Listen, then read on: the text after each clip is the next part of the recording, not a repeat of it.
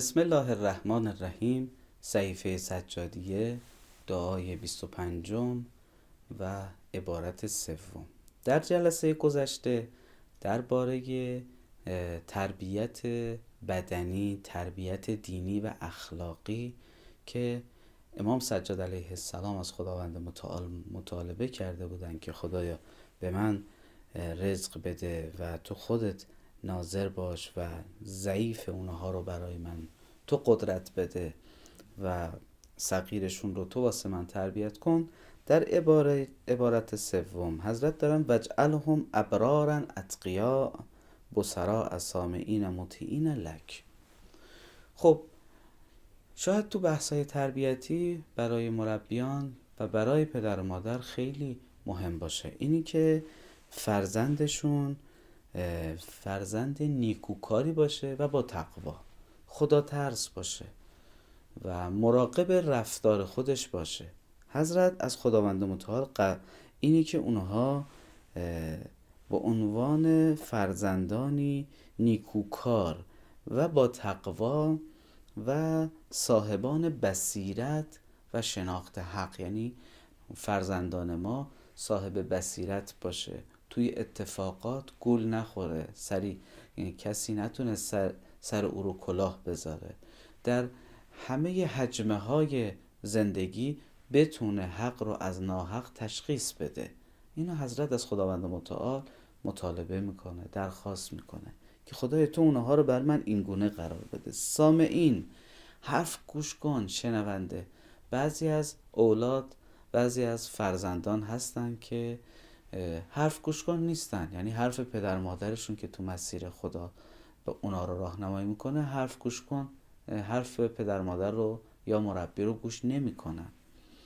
خب از خداوند متعال باید بخوایم که خدایا اولادم رو حرف گوش کن و حرف گوش کن، نه به مسیر این که مسیر غلطی که من راهنماییشون میکنم، نه، مسیری که مطیعین باشه، یعنی اطاعت تو در اون مسیر باشه قرار بده و اونم اطاعتی لک، برای تو باشه، نه برای خدای نکرده شیطان یا نفس خودش یا حتی نفس من، چیزی که من خوشم میاد، در مسیری که من دوست دارم حرکت کنه. خیر، مسیری که خدا مشخص کرده، در مسیر تو ای خدا حرکت بکنه. حالا هر کسی به هر مسیری که خدا براش خیر و صلاح دونسته. و بعد حضرت فرمایند که نسبت به اولیاء خودت ول اولیایی که محبین، نسبت به اولیای تو دوستدار باشه. گفتن در روایت هست هر کس محبت علی ابن ابی طالب رو در دلش داره او فرد با ایمانی هست و کسی که بغض علی ابن ابی طالب رو داره او آدم مؤمنی نیست. چرا که هیچ کس امیرالمومنین رو دوست نداره الا المؤمن، مگه اینکه شخص مؤمنی باشه.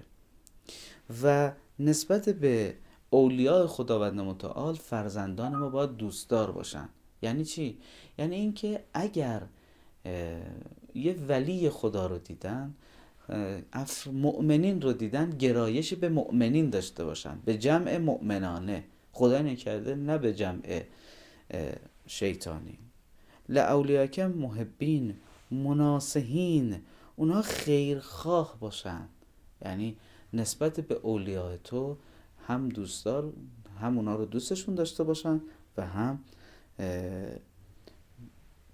جز افرادی باشن که پند دهندگان رو محبت دارن و ناصحین رو میطلبن، گوش میکنن و توی این مسیر قرار میگیرن.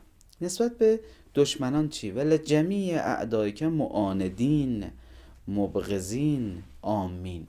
عبارت رو من یه ترجمه جزئی بکنم بعد یه مقداری توضیح بدم. نسبت به دشمنان کینه‌توز باشن و سر ستیز داشته باشن، همچنانی که تولا دارن با تبرا هم داشته باشن، یعنی این تبری نسبت به این براءت از مشرکین، این تبری نسبت به مشرکان در اونها باشه. اگر محبت دشمنان در دل اولادت باشه بدون اون خیر مسیر خیری نیست.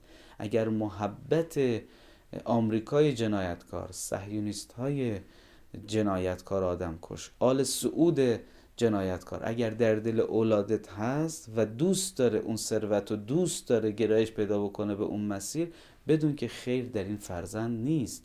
فرزند باید بغض دشمنان اسلام در دل او باشه، دشمنان خدا، دشمنان آل الله باید بغضش در دل فرزند ما باشه و اولیاء خدا رو دوست داشته باشن. خب ایشالله خدا به همه ما توفیق بده که ما بتونیم همچین اولادی رو تربیت بکنیم و تحویل جامعه بدیم که اونها هم باعث خوشنودی خداوند متعاله و هم باعث خوشنودی اولیاء الله و اهل بیت علیهم السلام به برکت صلوات بر محمد و آل محمد.